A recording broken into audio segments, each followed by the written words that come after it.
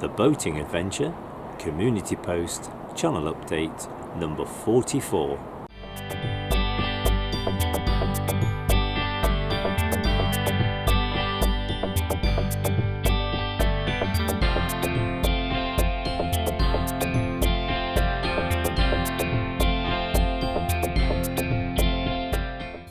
Well, a very good afternoon to you and welcome to the galley of the Swamp Duck. I've come over to the boat today to install a new water container. The water containers that I have been using on the boat are quite old and they were looking a little bit grubby. So I decided that I would buy a new water container because it's quite difficult to clean out the water containers. You need a really long handled brush and you need to run some very hot water through them, which I don't have on the boat, so I have to take them home, and the only place I can really do them properly is in the bath. So it's a bit of a pain, so I thought I would invest in a new water container. I had tried very hard to keep the old ones clean, but if you start using any chemicals on them, then obviously that gets embedded into the plastic and that can affect the taste. So time to throw them out and start again. Water supply on boats has been a bit of an issue in the UK in recent weeks because there was a large barge that was stationed on the south coast, and that was been secured by the government in order to house people who were seeking to enter the UK, and so they were going to be put on the barge whilst they were going through the process. And then they discovered that the water supply on this very large barge was actually contaminated with Legionella, which of course is extremely dangerous and even life-threatening. When I first started working back in the 1980s, one of my work colleagues, who was very helpful to me, went on holiday with her family, her 2 children and her husband, and they went abroad somewhere.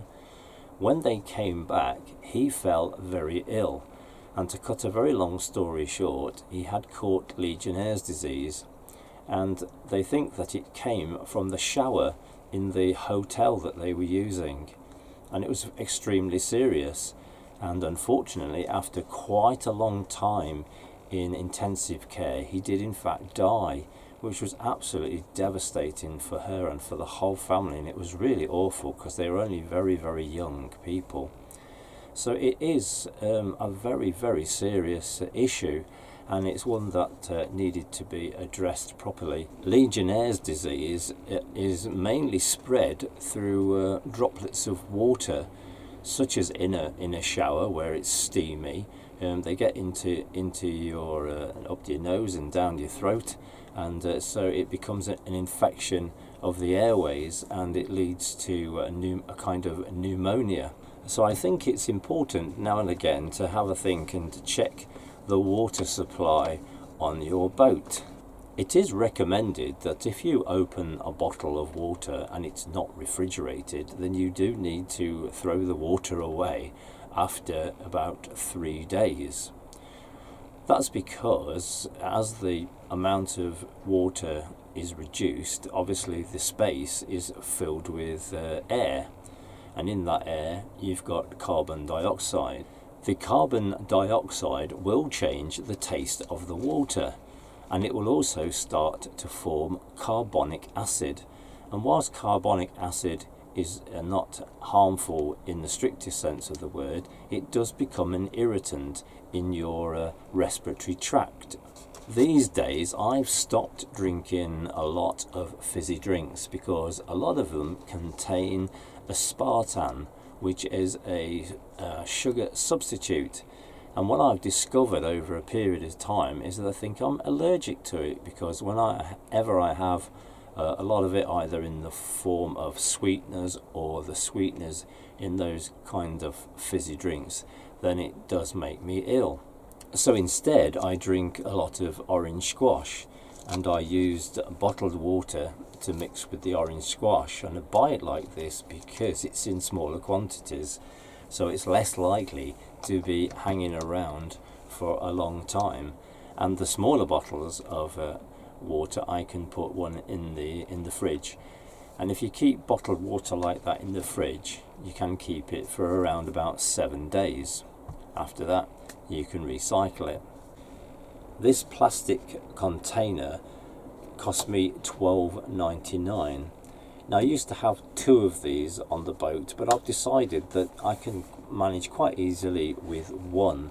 I've never had a problem in getting water whenever I've been out on the inland waterways. There are plenty of taps round about. It's just a matter of planning and checking on your maps as to where the taps are. It also means if I've only got 1 container, then the water supply is going to change a lot quicker. Now, I did lots of measurements when I ordered this. My only question is, will it fit? And the other thing is, the filler hole has to be the right size so that the pump will fit through it. Let's have a look.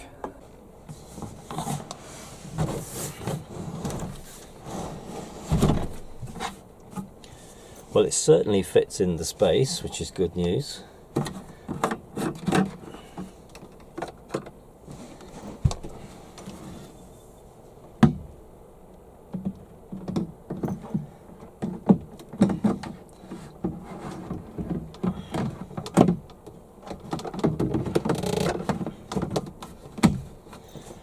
And the pump does fit.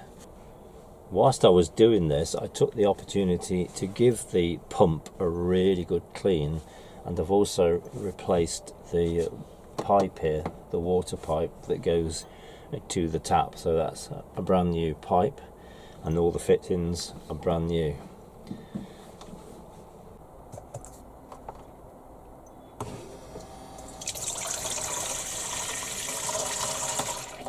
Hooray!